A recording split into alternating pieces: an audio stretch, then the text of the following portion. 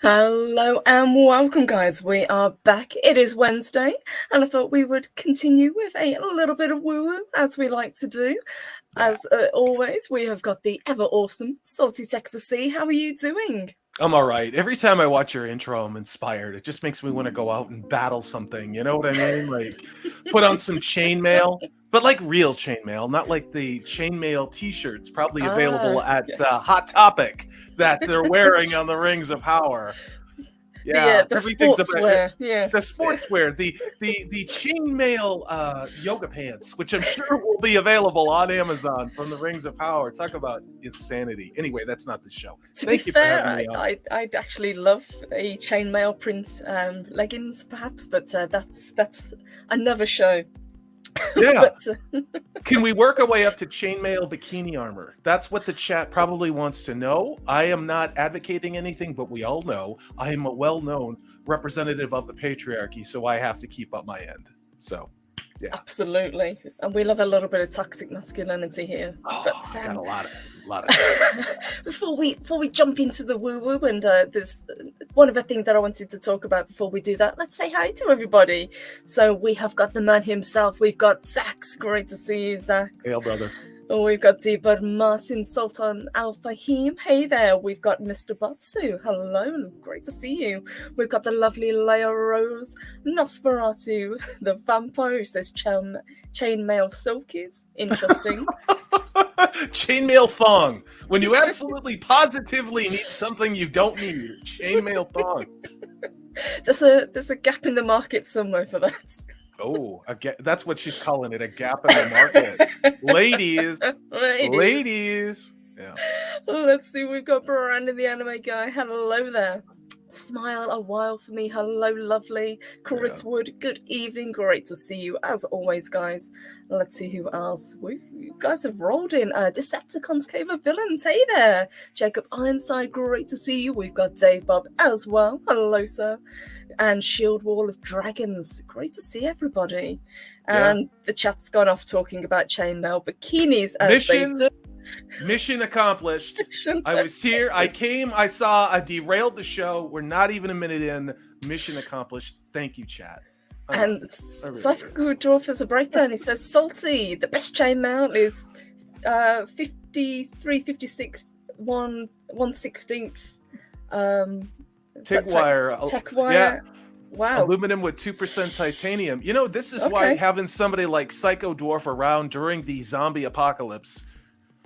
You're welcome. Come on over. I got bourbon. We need to talk, brother. I think we can make some magic happen over here. We can make it. It can be a thing, absolutely. And speaking of Psycho Dwarf, let me say a huge thank you. He's got the ball rolling already. He says, Purple, my nephew aced a test, so I'll catch up with you after meeting him in a World of Warships. Have a kick-ass stream. Well, congratulations. Congratulations.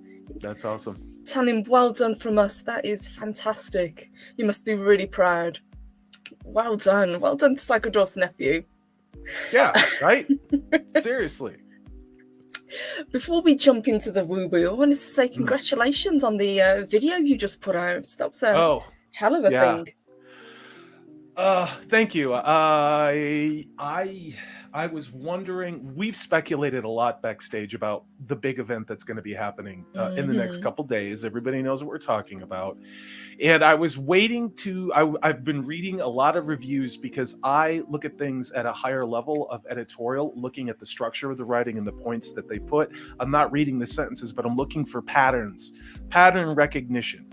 That indicates that it could be AI written, or they were given a press release to simply say the same points. Now, we saw that when all the Tolkien people went to London, but I saw for the last 36 hours, and very well done, very well played, Sultan Al Fahim, that everybody's article had the same take, essentially, reworded slightly, until I came across Entertainment Weekly.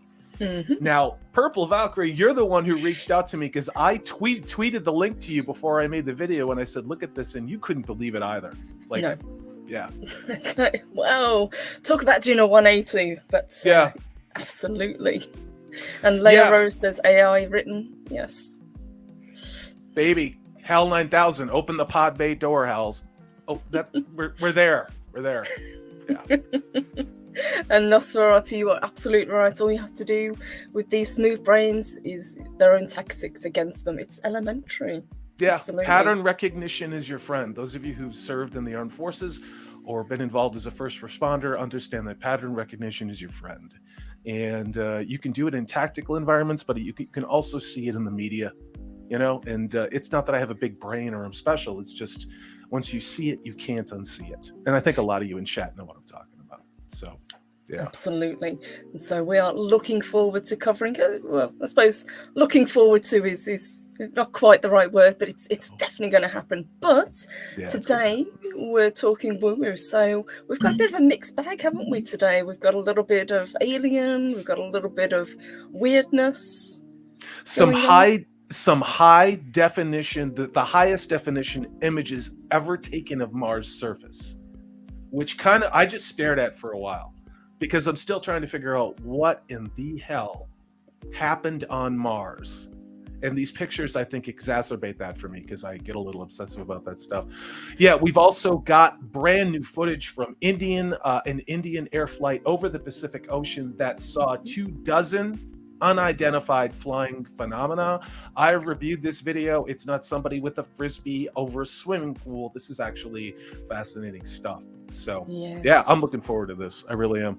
This is going to be cool. But the first thing I wanted to pull up, because we've talked aliens, we've talked cryptids recently, but we haven't talked supernatural or ghosts recently. So I just wanted to pull this one up because I thought it was a lot of fun. This one is probably going to be kind of close to your guys' hearts. So I'm just going to run down this list and just see if there's any that you recognize.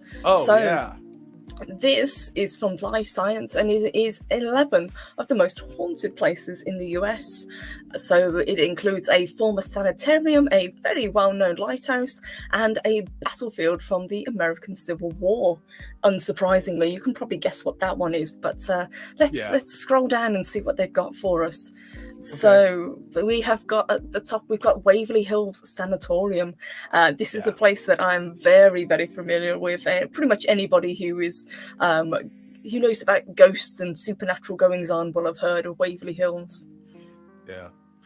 We used to sneak into a place they tore down, and this was in the mid to late 80s where I lived. It was the proverbial setting of what you would expect to be your quintessential horror movie. It was out in the woods. It was an old red brick building with this very gothic look, lots of smashed out windows, weeds growing up through the parking lot, all that, barred door says no entry, and it was a real sanitarium.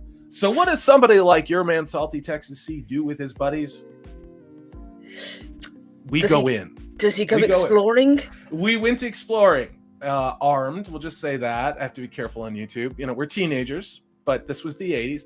And I got to tell you, you don't know just how horrifying these places really were. This was a facility that was primarily used in the 20s and 30s and 40s, back when, let's just say, psychiatric care was not particularly advanced, and there were a lot of operating rooms with creepy things and restraints and padded rooms, and it was literally like the most gory horror setting you could ever imagine. And we're walking around, and all of the horror movie tropes happened. There was an owl that flew out of a corner that scared the hell out of all of us. There were snakes and spiders. There were strange growths on the wall glowing. I mean, it was like everything but like a zombie or a serial killer coming out. But I'm glad we got out. I'm here to tell the tale. 40, 30 years. I'm not good at math. You guys all know that. Everybody needs to do that when you're a teenager. You need to go have adventures like that. You really do. Don't worry about chopping things off and changing your gender. Go out there and sneak into a sanitarium. I actually love the idea of sneaking into these buildings, and this one in particular, it just looks like an incredible place to explore. Yeah. In the UK, obviously, we've got one that was known as Bedlam, which was the psychiatric, where a lot of bad stuff happened. But this one was also used to treat tuberculosis. So not only did it have up to 60,000 patients die there. That may be exaggerated, it says, but that's what they think. But it was also home to probably the most disturbed individuals in society, I guess would be the best way to put it. So I'm not entirely surprised that there's some weirdness within these walls. Yeah, it's funny how in the 21st century, the World Economic Fund has replaced these asylums full of lunatics. Now they have corporations and agendas. Yeah, I went there. What's funny is, not funny, but tuberculosis is a horrible disease. It really is. And we essentially eradicated it in the Western world until recently. And of course, recently, what's happening is people coming from the third worlds are bringing these diseases into different areas where it was eradicated. And now you have to be very, very careful. With what I do for a living, I have to take a TB test all the time, which is ridiculous and it's weird. And if you haven't ever had a TB test, what they do is they roll up your sleeve and they poke a bubble of inactive tuberculosis. This is true. Inactive tuberculosis under the skin. And then a bubble forms on your arm. And they watch for the reaction, because if you're TB positive, that something will happen with that bubble. Now, I don't know what that looks like, because all the times I've been tested for tuberculosis, nothing happened. They go, yeah, you're fine. And I'm like, obviously, I'm not in La Boheme, and I don't have tuberculosis, you know what I mean? But we still have to test for this stuff. It's crazy. It's kind of disturbing what diseases are coming back. I heard recently that in San Francisco, the plague has actually made a resurgence. Shocking. Shocking. Oh, that's the problem with having a communist utopia. It's you're always only one like mass grave away from it. I mean, it's just every day. These people. I look back in Seattle, where I used to live. I was reading what happened in Portland last night, and now I'm looking at San Francisco, and it's like, there's a joke people make where if aliens were flying by and they decided to stop in LA or San Francisco or Portland or Seattle, they would probably get the hell out of here and be like, don't go there. They like, don't go near these places. This place is weird. Don't want any of it. Yeah. This is interesting. Hey, to Soul Assassin, it says they have a bridge in my city called Donkey Lady Bridge. You go there and can hear hooves sometimes. I love stories like that. Me too. Please let us know if there's any history to that. There's so much regional horror. And you going back to that sanitarium in Kentucky, those places are terrifying. I live down south. There are places in Asheville, North Carolina, and all throughout Appalachia where they built things called sanitariums, where people would recover from mental breakdowns, from alcohol poisoning, being addicted to things, opium, all of those types of things, including tuberculosis. And you can come across these structures, and some of them were very posh. Like if you had that Rockefeller money and you were a Rockefeller problem, they could ship you out to a resort. But a lot of these were just these horrifying Victorian dystopian warehouses of people all being sick together. Pretty much, it was just a way of getting people off the streets and out of sight, out of mind for a lot of them. Absolutely. Yeah. But still, I think a fascinating place to explore, and I'm kind of jealous that you got to do that. Yeah. Mr. Batsu says, wow, a city of people defecating in the streets and the Mm-hmm. black darts starting up. Who would have thunk? It is. It's a real dome scratcher. It's a real I can't put two and two together on this I'm one, sure dude. there's a link Why? somewhere. Yeah. Yeah, and I'm sure the people in charge never expected this to happen. I'm sure this was not what they wanted it to be for some reason. This is one that I wanted to ask you guys about because you'll probably be more familiar with it. I mean, I know of it because I know of the Jersey Devil, but they've said that this one is the Jersey Devil Pine Barrens. Now, I'm not quite sure what a pine barren is. I would imagine it's kind of it's wooded area, is it? Is it swamps as well, or is it just kind of a desolate, uninhabited? Yeah, this is in New Jersey. I've driven by it on the expressway, the Jersey Expressway, going down from Boston down through Delaware around DC to go down to New Orleans a couple of times, and I don't have a lot. I don't have a lot to say about it. What I do know is from watching Tony Soprano and The Sopranos, when I think Paulie and oh God, who is it? Somebody else gets lost in there chasing some guy that gets away from him, and then that storyline was never resolved. But essentially, it's a forested area of, I think, South Central New Jersey. And if you've been in New Jersey, you know, those of you who live there and in the Northeast, you know how densely populated the northern section is. But then once you get more toward the south and the Delaware, it becomes arguably less dense, one could say. So this region, as I understand it, is around there. And if I'm wrong, you guys jump on me in chat. I don't know much about where this story came from, Purple. What's the story of the New Jersey or the Pine Barrens Devil? So this is probably one of the most famous, I guess you could call it a cryptid. That's what I would class it as. So the story behind this, as it says here, is one of the most famous supernatural stories of the Pine Barren. It is of the Jersey Devil. According to the state of New Jersey, the creature was born in 1735 as the 13th child of Deborah Leeds, the wife of a rival of Benjamin Franklin. Jesus! Who may have contributed to this tale, so it might be a little bit of slander on his part. But some versions say that she was a witch and that the father of the child was the devil himself. I want this as a horror miniseries. I want this as a horror miniseries. Like, guys in chat, tell me if you're right. This is what we want. We want crazy things like this, really well written, you know, without representation and agenda. Could you imagine how cool it would be to have that? And yes, Nosferatu, the vampire, is correct. The episode is called of The Sopranos is called The Pine Barrens, and it's Polly and Christopher. I can never remember Christopher's name. I just always thought Christopher's girlfriend was hot, super hot, you know. And hail to the lovely Sherry. Good to see you. Hey there. Yeah. And Monkey Genius. Great to see you guys. I actually really like the story of the Jersey Devil because it's one of those cryptids that people keep seeing. Every time people see it, they describe the same creature. And this has been seen for probably the past few centuries, since the late 1700s. And according to this, it was also supposedly seen by Joseph Bonaparte, the brother of Napoleon. Well, if you can't trust Napoleon's brother in New Jersey, exactly. Who can you trust? No, this is weird because it resembles in some ways the Wendigo that we did an in-depth video on a couple of months ago. That's pretty awesome. It is interesting. It is interesting. I'll just say that. It comes back down to me too, you know, is it interdimensional? Is it just Matt's psychosis? The fact that it's in New Jersey, I mean, I just can't get my head around that for a lot of reasons. Like if I was a cryptid, I would move somewhere else. Florida, North Carolina, South Dakota, Wyoming, you know, Idaho, you think you picked a bad place less taxes, less regulation. That's just me, though. You know. I'm going to skip past a couple of these. Actually, I will stick with this one. So apparently, the White House is haunted. Yeah, it is. It's called the Ghost of Actual Democracy because right now we have a zombie in there that's. I'm not convinced actually exists and certainly shouldn't even be in that location. But yeah, there I go, being semi-fascist. Yeah. I was going to say, the jokes write themselves with this one, don't they? But let's see what they've got to say.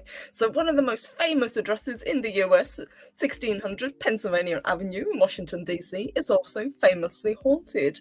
So since the 1800s, the White House has been home to the President of the United States.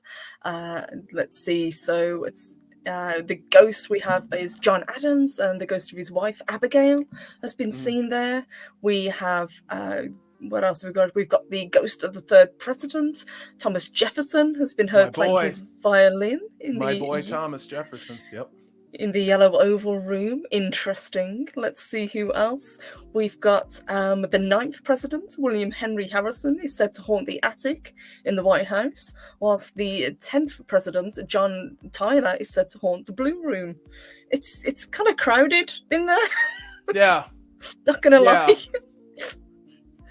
Yeah, I knew about Abraham Lincoln, and I'd actually, because I used to work in DC a long time ago, and used to play Frisbee a lot in front of the Capitol. I never went on a tour of the White House because it seemed a little too crazy. But it is a beautiful structure. It really is. And, with this, I'm a firm believer that ghosts in general, or whatever paranormal or spirit, is lingering in between dimensions or planes or whatever you want to look at it, if you come at it from a faith perspective, going to the beyond, because that entity has unfinished business or some great trauma occurred that they're here and they need to resolve something, or they think that they have to finish some work. Certainly Abraham Lincoln, I would say, is a very interesting president. I think there's a lot of things that have been said about him that are not really true, both good and bad. Let's just be honest about it, because we're all human beings.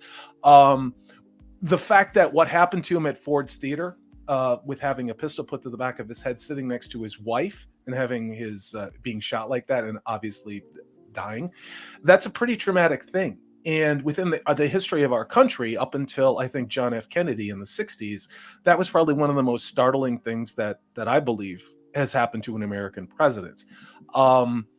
Those other presidents, if you look at their histories, Thomas Jefferson, I mean, his list of accomplishments is long and regal.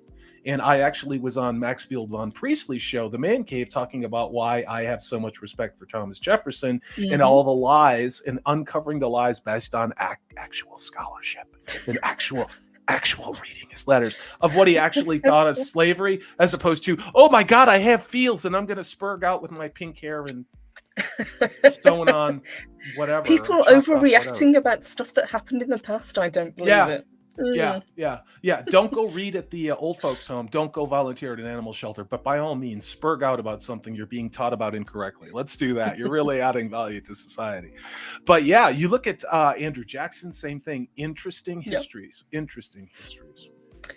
And just going by this, it does seem that Lincoln is the most seen of the ghosts, or at least the most reported, which I guess is understandable, as you correctly said, given what happened to him. I always wonder with ghosts, is it actually a spirit that's haunting the place, or is it a like a reflection or a echo of what's gone before? That's a really good question. I think it's a combination of both. They continually try to look at it at different frequencies of energy and waves, in the electromagnetic frequency. And supposedly you can pick things up because of that. That also has to do with energy, just energy being present in general. All of us essentially are, what is it, $3 worth of chemicals in meat? That's all human beings are. But we have energy within us that makes us, that drives our brain, that creates our thoughts, that essentially you could say is our soul. How does one measure that energy? They can read the electricity we're generating from our body. Our bodies produce heat. Hence, you saw the Matrix, where human beings were put into, cubbies and fed through tubes. Yeah.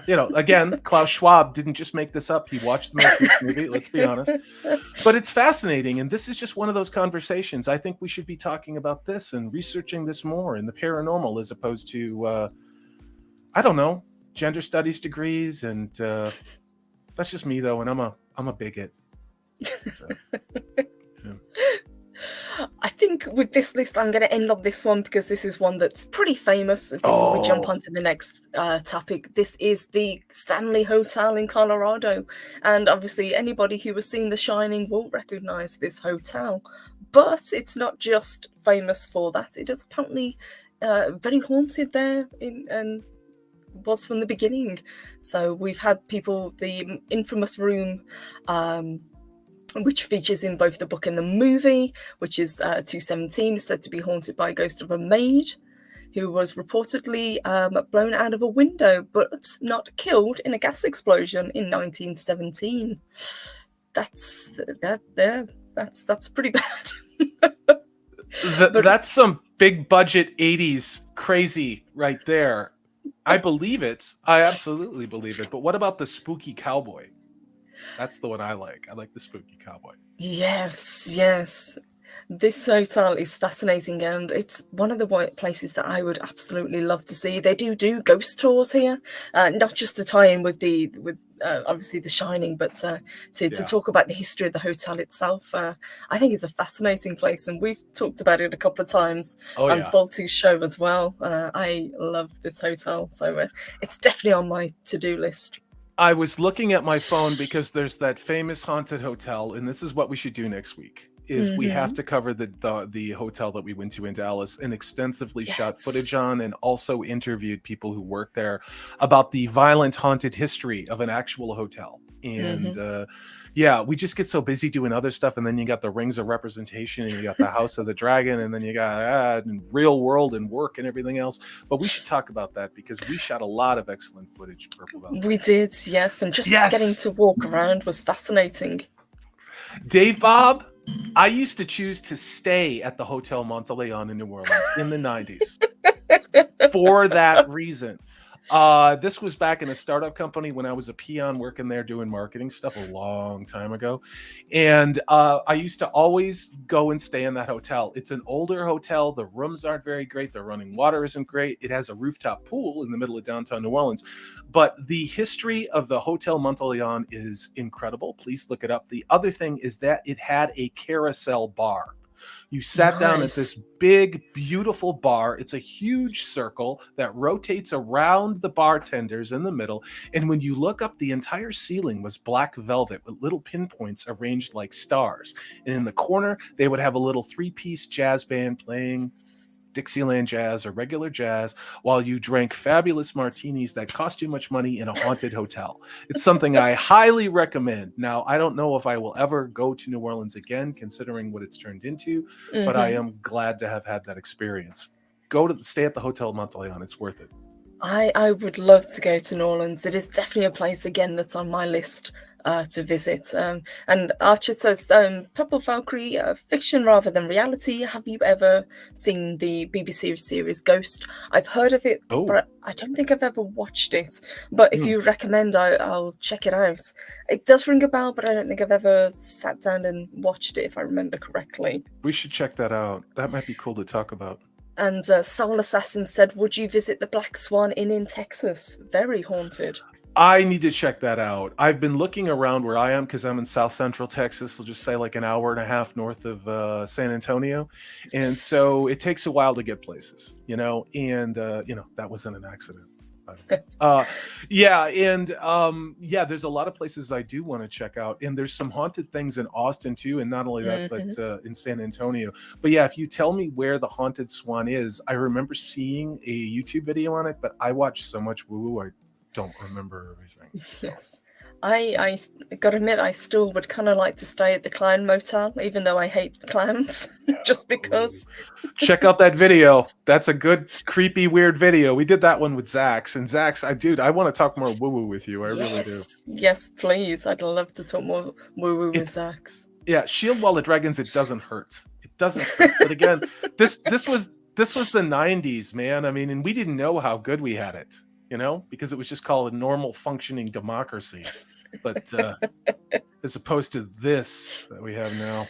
Yes, but I kind of like the idea of Salty in a smoking jacket. Not going to lie. Yeah, crushed purple. Let's somebody start a GoFundMe. And I'll give you my measurements. I'm a tall guy. So, yeah. And Nosferatu says, I want more woo-woo with Zax. There you have it, guys. Yeah, and virtually all the women who watch YouTube, because that man has some guns. He's ripped. He's like beefcake. Zax is like beefcake, totally.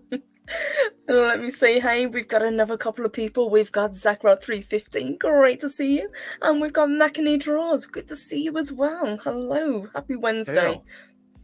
So, Yep. May I pull up that super high Oh, yes, high please. resolution Yeah. image of Mars just to kind of break it up a little bit? So here Mm-hmm. we go. Yep, And I those was going to ask. Let's pivot into something else. So those are not my DMs. Those are the comments on it. It helps to look at this. I'll drop the link in chat. But oh wait, I'm controlling this. Let me see if I can zoom in a little bit. I can't because this is how the world works. And can I take this down? No, I can't. So That this was is just beautiful. taken, and it's that scar across what we perceive to be the equator of Mars that blew my Mm-hmm. mind. The detail in the topography and the edging of it, along with I don't know what those other things are. If they're rivers, whatever they are, it looks like some type of fluid was flowing over the surface. The crazy thing is to look at the way that it moved and how it creeped and it's crawled, and you look around the curve of the planet and look at how all the different ways it's moved.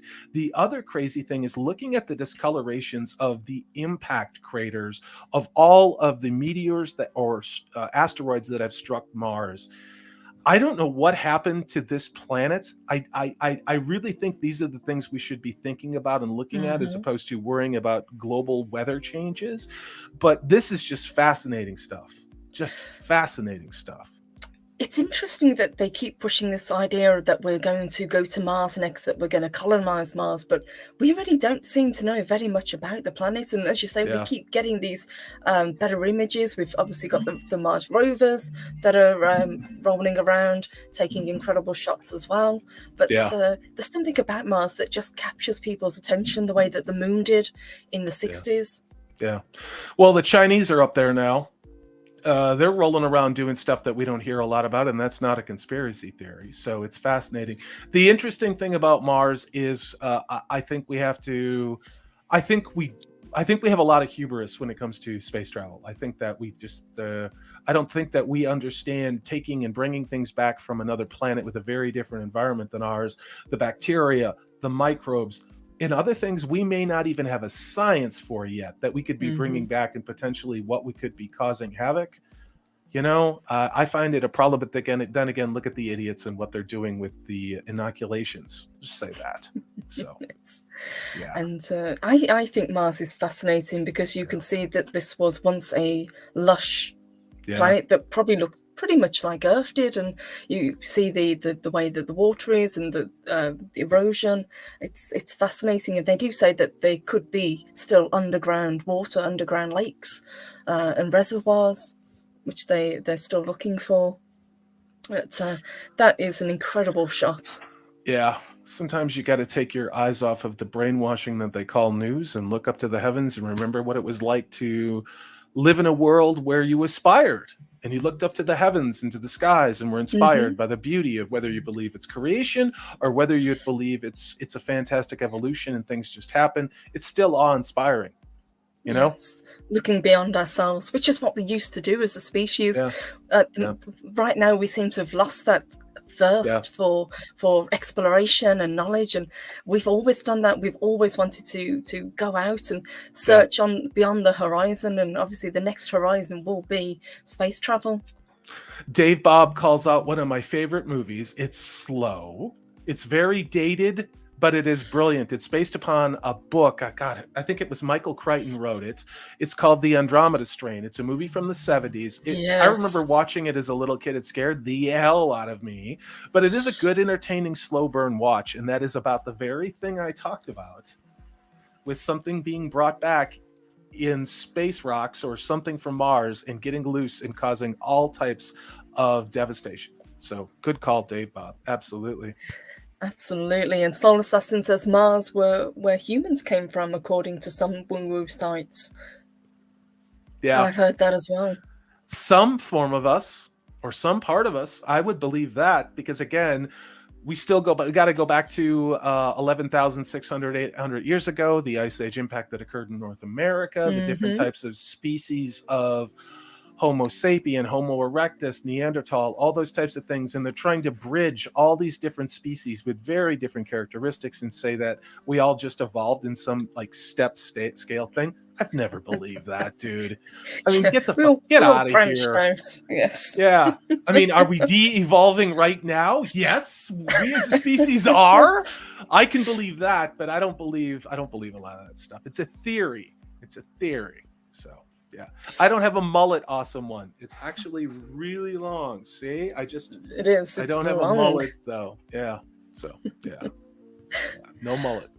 And since we're kind of on space talk, I thought I'd share this one that I just found recently. So, according to Oh, this, sweet. we have had a gargantuan fireball tumble over New York in the dead of night. Now, this was published just over an hour ago, and I hadn't heard of this, but let's see what they've got for us. This is only 5 seconds long, Can you make it big screen? Because I didn't know about this either. You told me about it before the show. Yes. All right, awesome. Let's see what they've got for us. So, well, there it goes. Wow. Well, let's see what they've got to say. So, thousands of fireballs fall over Earth every day, but very few light up like this. So, see, this says Sunday. Yeah, that's right. I've got my days mixed up. 28th, a fireball streaked across the sky over northeastern United States, amazing hundreds of stargazers as the hurtling ball of flame briefly lit up the night sky. So over 120 people reported seeing this and phoned it in, obviously. So this was over New York, and this is probably one of the people that managed to catch it with 5 seconds on his vehicle dash cam. So fireballs are a bright class of meteor falling space rock that catches fire whilst plunging through Earth's atmosphere. Meteors qualify as fireballs when their magnitude or brightness exceeds -4, which is the same magnitude as the planet Venus. So this one, as you can see, was pretty darn bright. Let me do once more so you guys can see it, and that's actually a pretty good shot that he managed to get. Yeah. It was nice that it just lined up like that. And that was not the only large fireball to re-enter. There was a huge one south of the Missouri area, if you want to take my screen on that one. Yeah, absolutely. Let me bring this one up. There we go. So this was seen on the 24th. It was a giant meteor flying over Albany, Missouri, so near St. Louis, and it was so bright and large, it was seen across multiple states. Let me see if I can bring it up. Here we go. Bright meteor flash.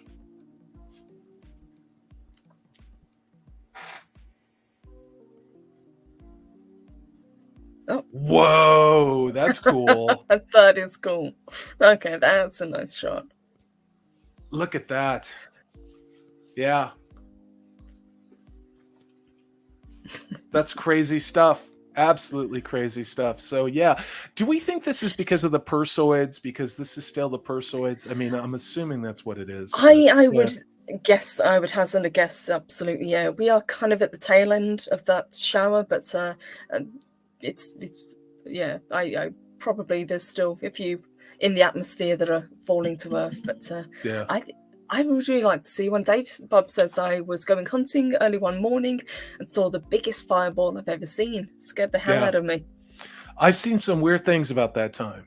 You know, and you go out before dawn to go and set up in the tree stand or whatever. And yeah, I do hunt and I'm a terrible person and a bigot, whatever. But you go out before dawn, and when you're out there in the woods and it's so clean and bright and still and everything's still asleep, and you look up on the stars, especially if you're out in the middle of nowhere, man, you can see a lot of things. And it helps you remind you what it means to be a human being, because it sure as hell isn't chopping your junk off and eating bugs and having a social credit system. Just gonna say that. So yeah. And Nosferatu, yes, I do remember that one. Yep, that had a sonic boom, if I remember correctly, when it came down and blew out windows and cars and set off car alarms, and that was a hell of a thing. And Camphor, yep, remember hearing the bang, And that one, if I'm remembering correctly, over 1,000 people were injured from the detonation in the blast wave of that particular asteroid entering the atmosphere over Russia. Now, many other people have talked about it. Graham Hancock, Randall Carlson, both who've been on Joe Rogan Experience. If that asteroid would have been just a little bigger, a little denser, been moving a little faster, coming at a different angle, we would be talking about 1,500 fatalities or greater than not just 1,500 or 1,000 injured the way it was. You know, we're in a shooting gallery. We always have been. I showed you the picture on Mars to show you that the Earth gets hit a lot. It has been hit a lot. Look at our moon. Look at the moon, exactly. Yeah. We have an atmosphere. Obviously, the moon doesn't have an atmosphere. Now, people can argue maybe it has something a little bit. And Mars doesn't have the kind of atmosphere we do because the density is what slows down and the oxygen and nitrogen. Oh, yeah, by the way, nitrogen's not a pollutant for those of you in Europe not having food grown. Anyway, it comprises 78% of the atmosphere. Anyway, I was talking about asteroids, and that's the thing, is these things are popping off all the time. It's just in when we're going to get the next really big one and where the hell it hits, nobody knows. We'll see. Yes, it kind of puts things into perspective, doesn't it, when you think that we could be hit at any point. And we've heard stories and we've seen reports from scientists that have said, oh yeah, by the way, we've had this near miss from a asteroid or a meteor, and we find out it's past us already. This thing hurtling out of deepest space. It could happen at any time, and I know that there are ones that they are tracking at the moment that they think we're going to have a couple of close calls with that will get within our orbit. Let me speaking of which, we got stuff going by all the time. I mean, we got stuff like there's one today. I didn't even know this was happening. This could have ended our civilization, and part of me thinks that wouldn't be so bad. But this is a NASA alert. There's an asteroid flying by at 76,000 kilometers per an hour today that is potentially hazardous. This is today. 3 asteroids are expected to pass by Earth today. These asteroids, named asteroid blah blah blah, they're not interesting, will fly past Earth at staggering speeds. Fortunately, these asteroids will miss the Earth by a few million kilometers. They're huge. These things are going by. So 3 of them in one day, but they're not going to hit us. This stuff happens all the time. Thankfully, yes, but yeah, it's crazy to think that we are so close. And Cavateni or Cameraman Shay, great to see you, says the Yucatan Peninsula was created from a huge object. Yes. And we've talked about it in the past, extinction level events and what caused the dinosaurs to die out, and what's caused great upheavals in the world. And it's kind of makes you feel very small and a little bit vulnerable. Yeah. To me, it helps me reorganize my priorities. Then again, I was born deep into the 20th century, grew up as a kid in the 70s and 80s and 90s. So I think those of us who were on the other side of that millennial demarcation line were very lucky. I think we really were. And anyone raising children right now, please try and take them back to as many analog things as you can. Take them outside, have them look at the stars, go fishing, get them off the damn internet and stuff. Remind them what dinosaurs. It is. Yeah, teach them about dinosaurs. Show them the wonders of the universe, because the wonders of the universe are not changing your pronouns and chopping your junk off. The wonders of the universe are there and all around us. But like I said, I'm a bigot. So. And kids love that sort of thing. At least I know I did when I was young. I loved learning about dinosaurs and minerals and rocks, and I would much rather be out doing stuff like that and looking at insects and chasing butterflies and pretty much anything else. This one came from Salty, which is pretty cool. So let me see what this says. So, mystery Stonehenge landmark on Dartmoor, a place that I'm very familiar with, is linked to aliens. Yeah. Sorry, So, I just knew that you'd been there and you sent me oh pictures of yes. your excursions over there, and a lot of my understanding of Dartmoor comes from reading Sherlock Holmes' book, obviously Conan Doyle, the Hound of the Hmm. Baskervilles, other mysteries that have occurred there. It is a creepy, mysterious place with all of those stone tors, which were built by Neolithic man, and they lived in them back in the day. They're still there. It is, yeah, and they're actually fascinating to see, especially on a very atmospheric day like in this video where it's kind of foggy and these great big monoliths just kind of appear out of the mists. It's really, really cool to see. Let's see what they've got to say. So a line of 150 stones in the middle of Dartmoor doesn't sound like much of a story in itself, but delve a little deeper and there's something pretty remarkable about them. What I'll do is I'll make this video a little bit bigger so we can see what they've got to show. So these are the Merivale monuments, and I'm familiar with these. I haven't seen them up close, but I've seen them driving past. But these are pretty incredible, and there are ones obviously all over the UK. Stone monuments, Stonehenge being the most well known. Yeah. And again, as an American, my experience with this has to do with documentaries and reading, and a lot of these stones being placed on what were ley lines, if you're familiar with those, astrological, very interesting astrological perspectives, the power lines of the planet. Some of these things go back beyond comprehension. And to me, again, not as a credentialed archaeologist, I play one on YouTube. I really think that people have come up with convenient explanations for things. I don't necessarily believe the conventional explanations for this any more than I do for the dating of the pyramids or the Sphinx or what is being discovered in the Amazon rainforests. I don't believe any of it. I don't. Agreed. Let me. Oh God, it's Megan.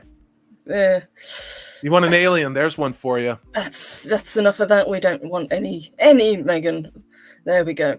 But let's see what they've got to say. So the Merivale Monument was developed across a number of key historical periods, initially standing from a settlement be built between 2500 BC and 1000 BC. Tales connected this stretch of land are vast, and some are more believable than others, which is pretty cool. Let's see what they've got to say about the aliens, though. So this area has been compared to Stonehenge, and each year many flock to the site to celebrate the solstice traditions. I'd go there. I would as too. I've actually been to Stonehenge for the solstice. It's pretty cool, but you're very like crowded. You're like a hippie witch. You're like a hippie witch Viking vampire chick. That's what Purple Valkyrie is. Pretty much. You can't move for druids, hippies, pagans, Wiccans, and people that just like to be there. It's a really interesting mix of people. It sounds like a lot of body odor, patchouli, and lentils. But I'm a dick. She-Wolf, a dragon. You're not wrong. Another American divorcee jacking up the royal family. Indeed. Good call.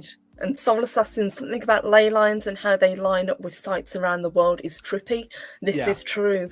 I think eventually I would like to do a talk or a show just about ley lines and the way that they line up, crossover, and cross continents even, because it is fascinating. Has anyone looked at where that CERN Hadron Collider is in relation to the ley lines? Might be worth looking into, guys. Just saying. I mentioned this on another show. I don't remember which one, but I mean, you guys in Europe, you guys can look at the news in what your food is costing, what your energy is costing, and of course, it's all Russia's fault. Remember that one? Russian collusion. It's all everything's Russia's fault. Gotta blame Russia. Yeah. It's done. Yeah. Where I'm going with that is the energy consumption of the Hadron Collider on the European power grid is astronomical. And yet they have cranked that up to 100% operating power around the clock, and it will not be turned off for 5 years. Think about that one. There are people who can't pay that can't heat their homes. Energy costs a gajillion euros, but this goddamn thing where they're trying to come up with the God particle gets priority over people and countries. It's fascinating.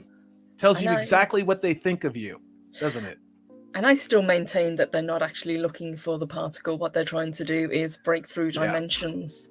But, look at yep. sorry, Purple. Look at Awesome One. Instead, I just heard CERN, that's the Hadron Collider, was using 2/3 of the power of Europe. Mm-hmm. Yeah. And they've got more CERNs planned in the future. Oh, the next one they're starting building it, and some of these won't be done until I'm long dead, even if I live a long life, thank God. I'm an analog guy. Just give me 8-track tapes and vinyl and 4 channels on television. I'm happy. But the thing, they're coming up with the Super Hadron Collider, which is, I think, 10 times the size of this one, and I think it's in the hundreds of trillions of dollars. Why? Well, what are they looking for? It doesn't seem to be solving this climate change. It has nothing to do with that. They're trying to rip a hole in time-space for some reason. Someone's got a hard-on for this, okay? Now, I don't know what that means, but if it's me, I'm going to do Occam's razor. That means they've already know that things come through interdimensionally, whatever that is. And they're trying to make it so that we can get to that other side for some reason. I mean, like, you guys, if you have another theory, tell me. I'm not always right, and I'm sometimes way off base, but this stuff is nuts. It is absolutely nuts. Soul Assassin agrees. He said CERN is opening portals to other places. That's how Doom started. Exactly. Do you want demons? Because that's how you get demons. Yeah. Yeah, I mean, it would be cool if it opened up in the middle of the EU Parliament. Let's be really honest about it. I would pay $100 to watch the pay-per-view in a second. I'd have people over to my house. And Nosferatu says, Purple, it's already been theorized that they already have, and we're currently living in split timelines. That's why things have gone so crazy for the past few years. I absolutely believe that, because since 2016, everything has been a little bit weird. Yeah, that's at an instinctive level, and I think it's affecting more people than you realize. Now, we can start going down the road of what is an empath, if you understand that. You can call it opponent-dependent, but sometimes I believe that there are some empaths that, and we've talked about it on previous shows, that considering the amount of senses that we have in brain mass and potential for different senses, different perceptions, is it possible that some people through recessive genes, just like some people have red hair, some people have blue eyes, some people are albinos? I don't know. Can we say that anymore? I don't know. Is it get canceled for that? But it's like some of those recessive traits pop through. They just do. And what if there's people who have these elevated senses and it's just 5 or 10% more? So you catch things out of the corner of their eye. You see things that other people don't see. I talked about being on the whale watching tour where I looked up in the sky at the damn thing right in front of me and no one else seemed to see it, or their eye just went right over it. They're like, whatever, who cares? Now, I'm not saying that to make me be super special or something. I'm just saying it's a weird experience, and I'm sure there are people in chat, you've had experiences like that as well. Yes. We've also talked about the idea of a shared consciousness between us as a species, this kind of memory that we have that's kind of buried beneath everything. I think we've gone into that a few times, if I remember, which is fascinating. But I think you're absolutely correct in that. Yeah. Ian So Forth, great to see you. He says, wow, just wanted to clarify my last comment. Autocorrect made it sound like I was high, which I'm not. I was trying to refer to frequencies of Stonehenge. Okay, thank you, honey. It's autocorrect chat speak. So no one is holding that against you. I'll be right back, Purple Valkyrie. 10 seconds. Absolutely. So let me jump back to talking about this and where they got the aliens from. So they've got this kind of theory going. So it says alien landing grounds. So hear us out on this one. This may be a bizarre theory. I love bizarre theories surrounding the historical Merivale site, but we're sometimes a lover of strange theories and ideas. The rows consist of over 150 stones run either side of a picturesque stream. Tim explains this on his website, Legendary Dartmoor, that some people have credited the site as a alien landing strip, and I think somebody was talking about that in the chat. You guys are amazing, where spaceships align to land on Earth. I guess if you're going to land anywhere, Dartmoor's a good place to land because it's away from densely populated areas, and as you saw in the video, it's kind of creepy and foggy a lot of the time as the mists roll in from the valley. Purple, I don't expect you to know the positioning of all the RAF air bases in the UK, but do you know if Rothersham, the one where they saw the UFO at the proximity to Dartmouth, would that be anywhere near there, or am I totally off? I just have to ask these questions, and I can look at it too. I'll look. I can't remember the location of it. I mean, it's. I'll look. I think it's down south, if I remember correctly, but I don't know how far in connection that they are. As I said, Dartmoor is a very kind of open place, whereas where the aliens were, it was a very heavily wooded area, or where it was said to be seen. But just to continue this, it says the theory of ley lines suggests that the moors were home to invisible straight lines that stress all across the country. And we've talked about this, the power lines, the ley lines, and they all meet up with these different sites, which is fascinating. And I'd really like to kind of go into it. Yeah, it's also fascinating that a lot of these ley lines have temples in South America, in Asia, all over the globe. They follow it, but what do you do with stuff like this? Honestly, they don't want us to know this. They're trying to crash molecules together to open a portal to another dimension based on a ley line, but we're the problem. We're crazy. We're conspiracy theorists. It's just nuts. I found something crazy, Purple, if you don't mind. I want to share this real quick. I was looking for the Rothersham Air Force UFO incident. You guys should check that out. It happened in the 80s, but this is something I didn't even know happened. God, I hate all these damn ads on everything. Pop-ups everywhere. Yeah, and weird things. So this is coming from the world's clearest UFO found after it went missing 30 years ago. This is a story that's 2 weeks old. In August 1990, two hikers near Calvine in Scotland took a photograph of a mysterious flying object in the sky. That photograph was lost for decades and became the object of much speculation, and many conspiracy theories has now been found and revealed to the public for the very first time. That is a great shot. Look at that. That does not look fake to me. Could it be a newspaper flying? I guess. It's interesting that there's a plane in the rear. The lighting looks right. Yes, yeah, it does. And depending on when these were taken, obviously it was a lot harder to fake. Whereas today you've got technology, you can pretty much do anything with it. Back then it was all obviously with film, and film is very difficult to. I was working on those generations of Macs, and believe me, we didn't have anything like this. We had stuff that looks like Pac-Man that we worked with. Nobody was doing 4K image resolution, inserting deepfake jack shit. This is interesting. It's very interesting. But I just wanted to show this, and then let me get to the story real quick on this. So this was again from Calvine, Scotland, where I have no idea where that is. Oh, look, there's a chick in a bikini. The picture shows a bizarre diamond-shaped metallic object hovering in the sky with a fighter jet behind it. According to the hikers who snapped the picture, the UFO emitted a low hum as it hovered in the sky for 10 minutes. Nice. The photographers of what became to be called the Calvine photo remain anonymous, but the picture has been found thanks to a 13-year quest by a British journalist, David Clarke. According to the Independent newspaper in the UK, the hikers took 6 photographs of the UFO and shared them with Scotland's Daily Record. The newspaper then shared them with the Ministry of Defence, but for reasons that remain unclear, the photographs disappeared from the public eye and were not published until 32 years later. So this David Clarke is an associate professor at the Sheffield Hallam University, managed to trace the picture back to a former Royal Air Force press officer who held on to the last one of the original prints. So as you can imagine, there are skeptics of this. People don't know if it's right, if it's good.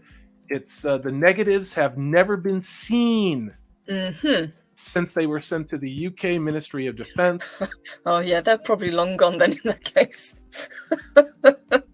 Yeah, I'd I don't think you can say anytime soon. Go look on Jeffrey's Island or Billy G's collection, or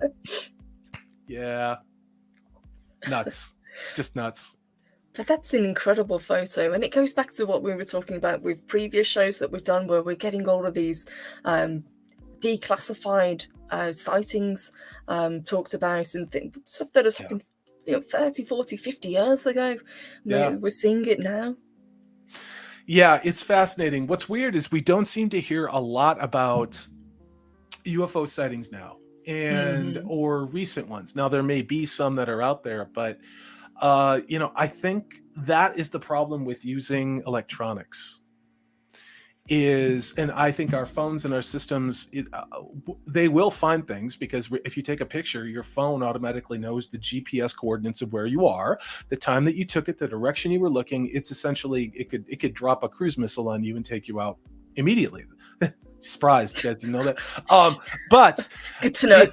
I know that I took pictures of the UFO in video of the UFO that I saw in British Columbia, and that it was on my phone. I downloaded it to an SD card, and I had it on my computer. I then tried to share those images. This is back when Nerdrotic and Doomcock had the exozone. I sent them as an attachment in an email. I went back into my emails, and sure enough, it's gone. The emails that I sent are gone. The follow-up email that I sent asking about it, that had the regarding with the same title, with the body of the text that was in those emails, it's there. But the emails I sent with the actual image attachments, it's gone. Nowhere to be found. Yeah. I don't know. Maybe I'm just a conspiracy theorist. I'm a pedophilia, so. Yeah, it does make you wonder, doesn't it? And or someone says, tech. Yeah. Funny how anything with aliens or anything vaguely supernatural disappears, but you can send any other photos and they're absolutely fine. Yeah. In fact, you can't get rid of them. Yeah. Meanwhile, we have lizard people in our different national capitals telling us we're going to own nothing and like it, and you're going to freeze to death this winter, and you can eat bugs and yes, and stock up for Christmas now if you can. Yes. Anybody else out there get the feeling? Anybody else picking up the same stuff that we can't talk about? Oh God, I wish we could. I just wondering. Just wondering. That's all I'm going to say. So yeah. There is one more thing that I wanted to talk about, because you guys know that we love talking about dinosaurs. So this one I wanted to pull up, which I thought was pretty fun. So we have got the largest ever dinosaur fossil emerges from a Portuguese Jurassic backyard, which is pretty amazing. How come when I dig in the backyard, I just find rocks and anthills? I don't find dinosaurs. And I'm in Texas. Like, we had Tyrannosauruses, and this was where I am used to be under an ocean, so I should be finding all kinds of cool things, but not me. Nope. And Mr. Botsu says, "Well, I'm in South Florida, so I won't freeze to death whilst I'm starving. I'll starve whilst being nice and warm." So that's the sort of spirit that I like to see. It's a glass half full mentality that really warms the cockle of my conspiracy realitist heart. Yeah, I'm not a theorist. I'm a conspiracy realist. Let's be real about it. Yeah. And Smile a while for me. Hello, honey. She says, once again, C.S. Lewis was right on the nose with this hideous strength. Yeah. Absolutely. There's a lot in the old stories, the old literature, the old odes. Everything that is happening now has happened before. People have always tried to do what people are trying to do right now. Not on the scale, not certainly with the technology available to them.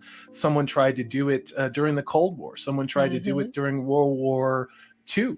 somebody tried to do it in their own way in the 17th century. Then you had a very large organized religion try to do that in the Middle Ages. Then you had hordes running across Asia trying to invade Eastern Europe. All of these things have happened before with the exact same archetypes and violence, you know?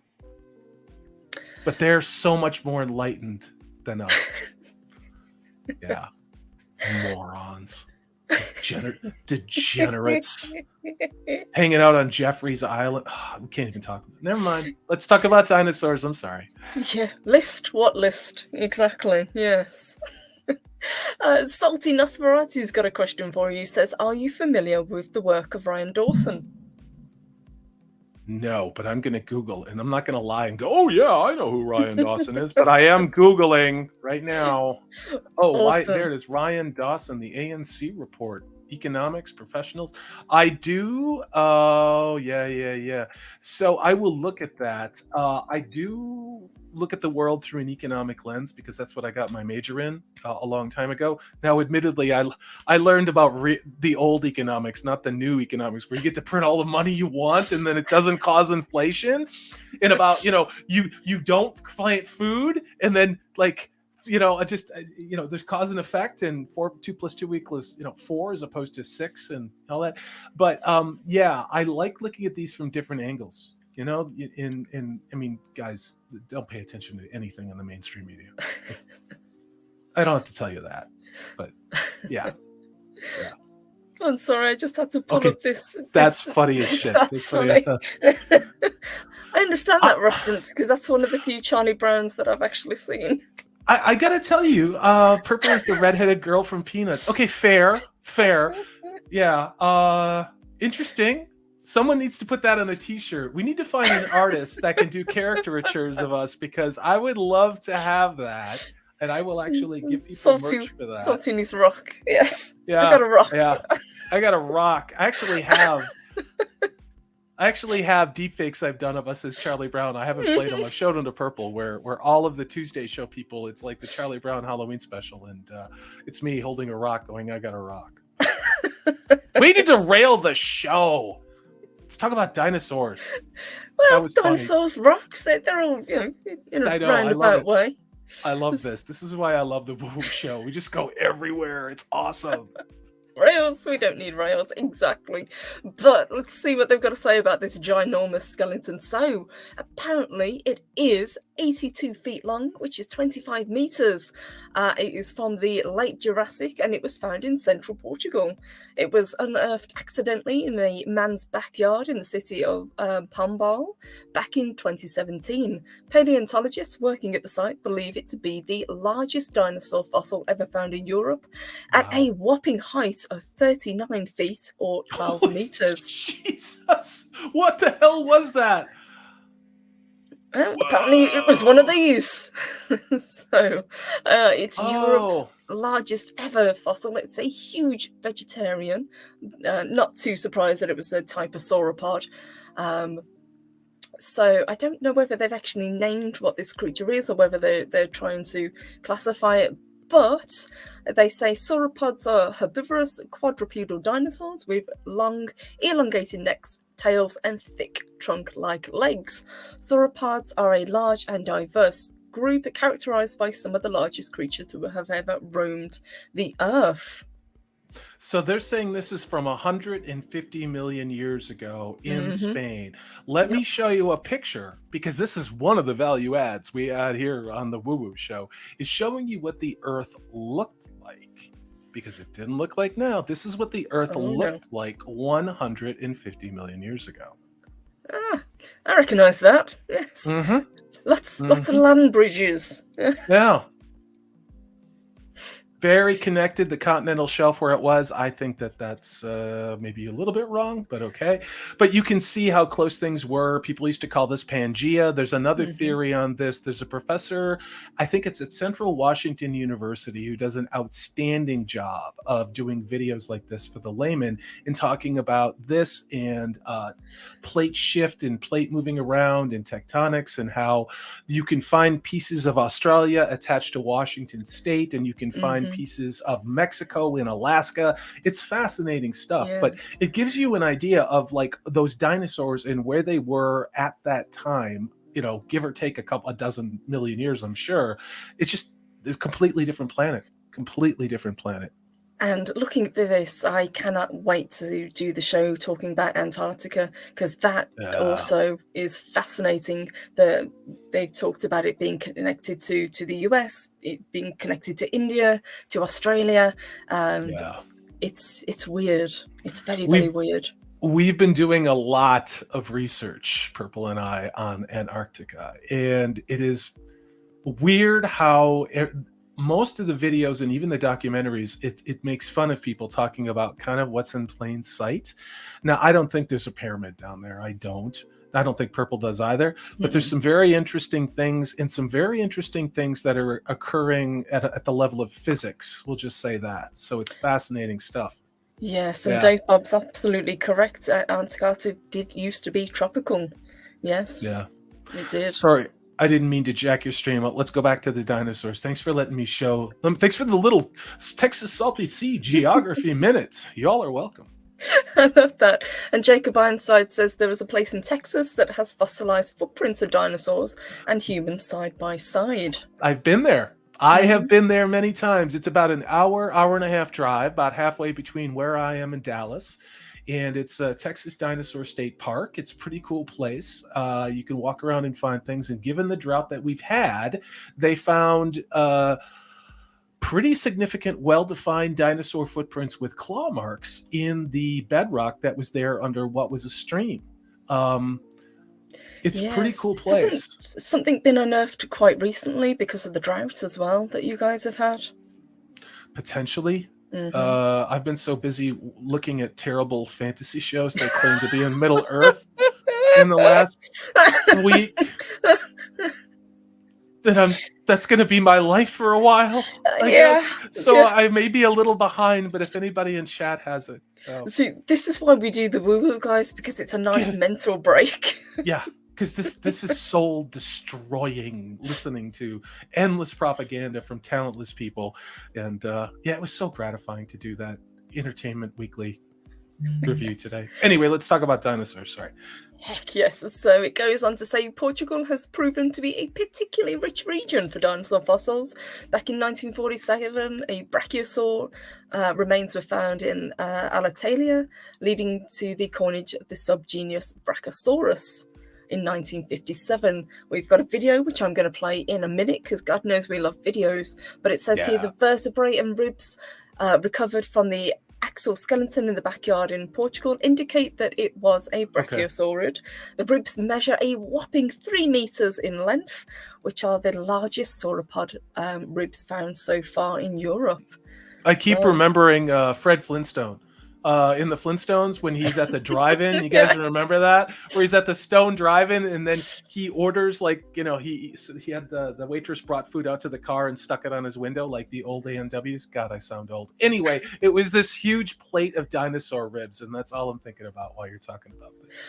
I could really go for a massive plate of ribs right now. I'm hungry now. You and me both. You and me both.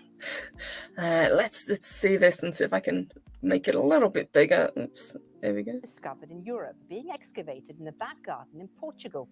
The fossilized skeleton of a sauropod was discovered in the... And I will pause it there for a minute because it's the BBC and, say no more. But just look at this. This is incredible. And this thing they've been painstakingly digging out this is 2017. Insane. I have never seen anything like this before in my life. Can I add something to make this transformational so your loving BBC doesn't nuke you? This is what I was referring to. Now, look at those ribs. Now, look at how accurate the representation on the Flintstones was of Fred Flintstone ordering a rack of ribs in the cartoon. I'd say the Flintstones were ahead of their time. It's almost uncanny how accurate it is. It is, yes. They clearly knew something that we didn't. And Archie, technically it's out Thursday, Friday morning for us. It's 2 a.m. If you are in the mood to watch Lord of the Rings, yes. Yeah, we're doing a live watch on my channel. We'll talk about that at the end of the show, but it's going to have some cool people watching with us. Just going to say that. Heck yes. Let's just skip ahead a little bit more because I just know that the BBC are going to BBC. But they've identified it as a brachiosaurid dinosaur. So that is a sauropod, as you mentioned, of the family that has Apatosaurus, Brontosaurus, Diplodocus. These are some of our favorite dinosaurs. We love the sauropods. Yeah, we do. I love those dinosaurs, the ones. And I know we just did a rewatch of Fantasia. And there's a whole animated scene of like they show the creation, you know, from the Big Bang forward, and they show the dinosaurs and just amazing scenery. But I've always been intrigued by those super long-necked, super huge herbivores. Because remember, this is going to shock you guys, but the climate was very different on this planet 150 million years ago, 200 million years ago. As a matter of fact, Earth has never been this cold or this CO2 deficient in its planet's history. Yes, it's almost as though we go in cycles and it's the natural way of things, the Earth being a living organism. Yeah, it's almost like what causes problems are the particulates that are released by large unregulated industrial operations in Asia, which used to be located in Europe and the United States and fairly tightly regulated as far as emissions were going. But I'm a bigot, never mind. Yeah, never mind. And Ian, so forth, that's probably the most accurate message we've had today, yes. Because everything is the fault of it. Yes. Well, you can't tell me they're not punishing you guys. Oh no! Oh no! And guys, we are being punished right now in the United States. You know that, right? That's what this is all about. This is what it's all about. All right, talk about dinosaurs before I go to prison. And Nosferatu says, Salty and Purple both know that the greatest film of all time is The Land Before Time. Don't encourage her. She keeps saying I have to rewatch it, and I haven't seen it since the 90s. I just know it has a sad ending, and I don't need to have sad animated dinosaur tears in my eyes. Thank you. To be fair, it has a sad beginning as well, so it's a pretty harsh film, especially when you see it as a 4-year-old. Yeah. See, I like the way Dave Bob rolls. He's like barbecue sauropod ribs. I know, right? That sounds really good. Oh, you guys are making me so hungry. Oh. I know. I haven't eaten yet today. I should probably do that. But back to dinosaurs before we wind down. Let's see if they've got anything else to say. So it says brachiosaurs are a genus of sauropod dinosaurs who roamed the Earth during the late Jurassic till the early Cretaceous period, which is between 160 and 66 million years ago. So they had a pretty good innings, to be fair. Yeah. The region of Pombal has proved to be very fruitful Iberian Peninsula fossil location, helping shed new light on a plethora of fauna that inhabited the peninsula during the late Jurassic.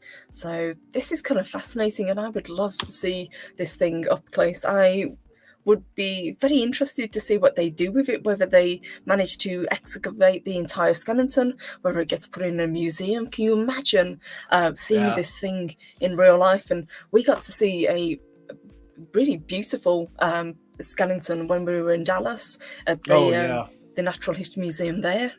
Yeah, we have so much footage that we just haven't gotten to because we're too busy doing YouTube stuff and the IRL and work. But we should probably do a show just looking at those images and what dinosaurs they were. It's crazy because Purple, when you were talking about that, I went back to the image of the peninsula that they referred to, which would have been located in Spain, and you can see exactly where this was. Again, 150 million years ago, the atmosphere of this planet was incredibly oxygen rich. It was also very CO2 intensive, which allowed, if you've ever seen pictures, the very large flora, these huge trees to grow. It also allowed very large creatures like these dinosaurs to exist because there was so much oxygen in the air. It could support body mass like that through respiration to allow them to get big. It is fascinating stuff. Unfortunately, it doesn't allow them to tax us for everything and take away our electricity and not starve us to death, which is what's going on right now. So it's exactly what's going on. I'm just going to end up with this little bit. So it says 2 massive extinction events ended life on Earth for big dinosaurs. The first occurred 201 million years ago, the Triassic to Jurassic extinction, which led to the extinction of 80% of Earth's species. And the second happened 66 million years ago, the Cretaceous to Paleogene extinction, which wiped out 75% of the Earth's species. Yep. I think we're going to be okay, guys. Yeah, not to mention what happened 11,600 or 800 years ago, which essentially ended the ice ages in North America and arguably Europe. Well, North America, much, much faster. You're talking about 2-mile-high, thick glaciers across virtually all of Canada. Yeah, Canada, thanks for all the topsoil we have in the middle of the United States. Sorry, it's ours now. Sorry, Zax. But those glaciers pushed all of that. Yeah, those glaciers pushed all of that topsoil down to the United States, which is why yeah, if I hear people talk about there's not enough food on the planet, I'm going to scream. Yeah, anyway. Or space. Yeah. My point with this was there was an impact that also occurred 11,600 years ago, and that catastrophically changed not just the environment and the climate here in North America, but throughout the planet, because it was about that time, if you look at MIT professor Robert Schoch's analysis of what happened with the Sphinx in Egypt, you were talking about months and months and months of torrential rain across the planet, which resulted in erosion in places and in deserts, which can only be done by water. And I think we talked, or at least we touched on it last time, we talked about how every civilization on Earth has stories of a great flood passed down. Yeah, it's not just in the Christian Bible, it is also in the Quran, it is also, I believe, in the Upanishads, also in the some of the older text in Asia and all of the different cultures in Asia, because no, Asian is not a nationality, it is just a region. Yeah, Amazon, you might have wanted to figure that one out, but anyway, whatever. I'll get around to it. Yeah, but I'm going to stop talking. I'm derailing your show. And Jacob Ironside, I fully believe that. I think I saw the same article. He says upscaling. Yeah, that said it was time to start eating each other. A serious article. Yep. Do yourself a favor when it comes to eating insects. Look up an article about the dangers of chitins. It's CHITIN, chitins, and what they do if you ingest large amounts of insects. Also, look at the bacterias and viruses that are present in eating crickets. They must not know that. These people who are telling they don't know. They don't know about the spinal cancer and the neurodegenerative diseases that occur from doing this. But these are dark, weird times. You know, people have commented, why I seem angry these days, and maybe I am, but I'm trying not to be. It's just there's a lot going on. I think it's probably the best way to cover it. And Archie Collin, yes, the Epic of Gilgamesh does reference the flood, indeed. Yeah, man. Dropping the inky dew. Yeah, baby. Heck yes. Wow. I think we covered quite a plethora of topics today. What do you think? I did too. It didn't feel like almost an hour and a half. We're just rolling, talking about cool stuff with a totally awesome chat who's egging us on. And don't think I didn't see all you guys making those jokes about me. That's fine, though. If you're going to talk that trash, then make pictures. Like, come on.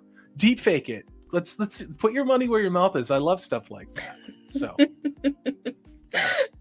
before we wind down and let people get on with their Wednesday, we have got a very special show coming up tomorrow, haven't we? A lot. We have a lot. There's a lot coming on. I need people. I need to actually make money on YouTube so I can get some help, because YouTube has taken away virtually everything. Just everybody's going through this right now. View counts are disappearing. I had thumbs up on the videos that I did today that disappeared an hour later. View counts that are crashing. It's not just me.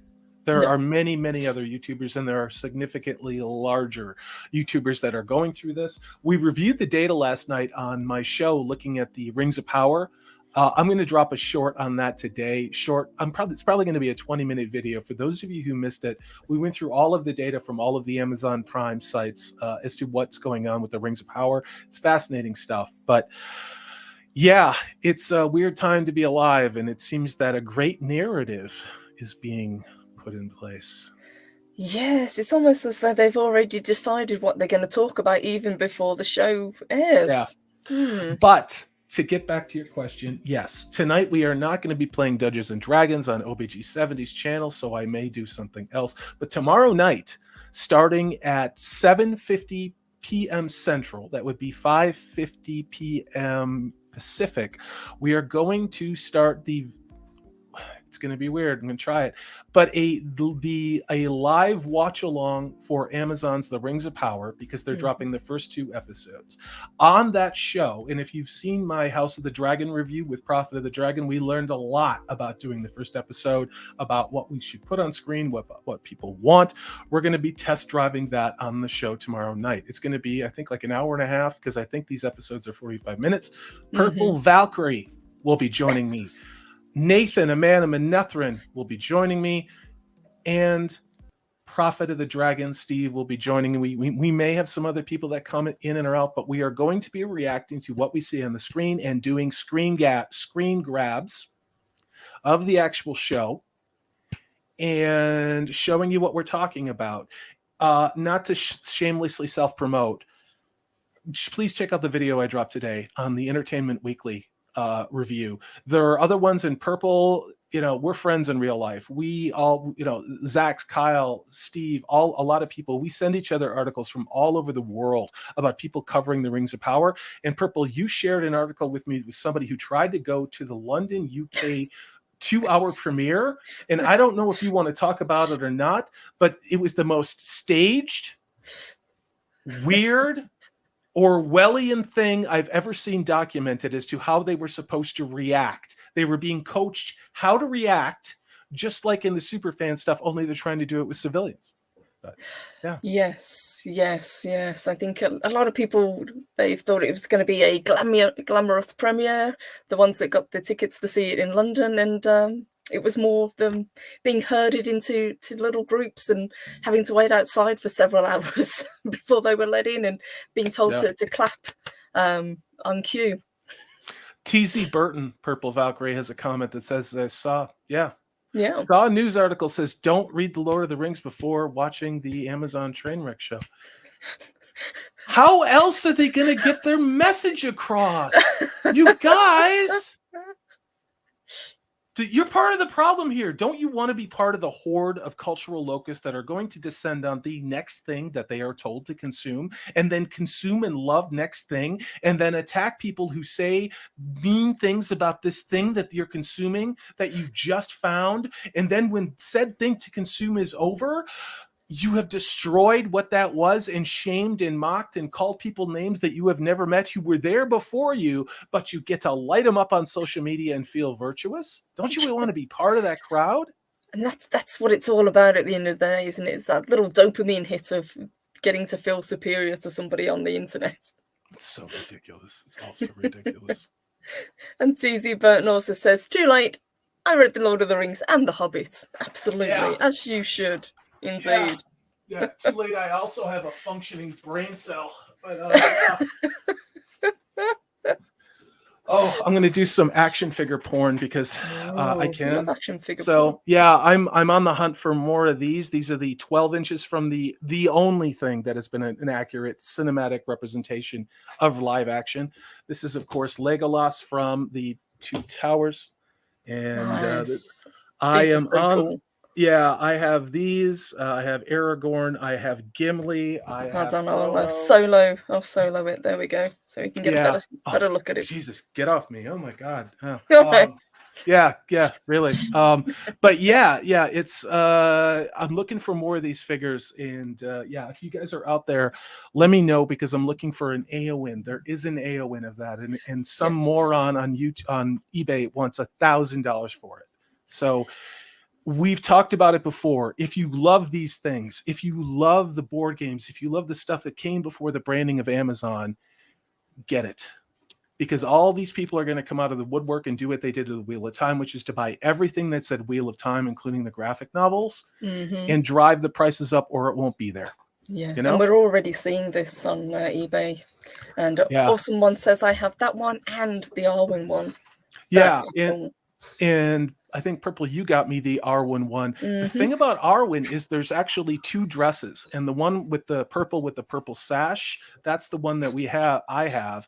But there's one where she's also wearing a white dress, which I believe is from the Return of the King, which is really hard to find too. Yeah, this is geek. Yes. I'm not a real fan though. I'm just a bigot and No, hate people. no, So, not at all. yeah, Exactly. yeah. We don't know what No. we're talking about at all. No, So, no. I'm just afraid of strong women. Purple. I'm afraid of diversity and representation and strong female characters. I'm a bigot and a racist. and well-written stories, apparently. Yes. Yeah, yeah. The patriarchy means having a functioning brain cell and expecting a hero's journey not written by 2 dipshits who couldn't even make a Star Trek movie in J.J. Abrams' universe work. And Here we thank are. you, Nosferatu says, such a fun stream. Purple and Salty are a fun duo. Thank you. Thank you you. so much. And since it is Lord of the Rings, I'll show you the t-shirt. It is Gandalf in front of the door. I love that. I So have cool. that one too. I have that one too. It It's looks better awesome. on you though. You have better topography to show off a shirt like Yeah, that. it kind of frames the the tracts of land. the trees. Yes. Oh, I'm so toxic. Oh my god. Oh my gosh, guys, thank you. Yeah. Thank you so much for joining us today. I love getting to do these midweek woo-woos. We're gonna, as Salty said, we're gonna be really hitting Amazon's Rings of whatever hard in the upcoming days, but I might have a fun stream, a kind of chill stream on Saturday evening as well, just to kind of break it up a little bit, and we might be playing a game. Yeah, we are gonna play that game. I was playing it last night with Prophet of the Dragon and Amanda Manethrin, just to get them to used to it. And I think you guys are going to really like this game. I have spilled a lot of bourbon laughing so hard playing this game. But, and Shieldful Thank You says that door really comes alive on that shirt for some reason. It also glows in the dark. So, but you'll have to take my word for that. Yeah. Speak friend and enter. Mm-hmm. Ladies. Belloc. So guys, let me say a massive thank you to my co-host as always, Salty, for being awesome. Honor. Thank you so much. Please check out the video that he put out earlier today, and if you're going to be doing some more later on this evening, we will tweet it out, of course. Hope to see you guys tomorrow. I know everybody in the UK, it's going to be a late one, but if you can join us, I would absolutely love to have you there. I think it's going to be interesting. It's going to be fun. We're going to roll again. It'll be at just 10 minutes before 8 o'clock tomorrow night, because that's when it debuts. Obviously, if you're on the East Coast, it's 9 o'clock. You guys know how time zones works. Those of you in Europe or in other places, it's going to be dark 30. Purple Valkyrie is going to be there. And I tried to say, don't you want to sleep? And she said, no, she's going to be there. No, I want to dress up as a Harfoot with leaves and dirt and sticks in my hair, which I'm going to. Yeah. Spoiler alert. It's going to happen, because that's the only way I'm going to be getting through this at 2 a.m. in the morning. But it's going to be fun. The onslaught's going to start. I would expect channels to be struck too. Yes. Not to go dark, but they're going to get copyright strike happy, and we'll see what happens. So buckle up. Yep. Absolutely. So guys, let me say a huge thank you to everybody who joined today. Thank you for the super chats, the super stickers, and I missed a super sticker. My apologies. Let me see if I can grab it. If I did grab it, I think I did. If I did, I apologize. There it is. I'm not sure if I pulled it up. We had one from Big Rog, which was a thumbs up. So apologies, Big Rog. I think I skipped over that one, but thank you. Thank you so much, honey. Really appreciate it. I like that one. I haven't seen that one before. That's a good super sticker. Thank you. That is really cool. It is. So guys, we will be hitting it hard tomorrow in the next couple of days, talking everything Tolkien. So we hope to see you. But until then, have a fantastic rest of your day. Have a wonderful Wednesday, and stay spooky. Thank you. Take it easy.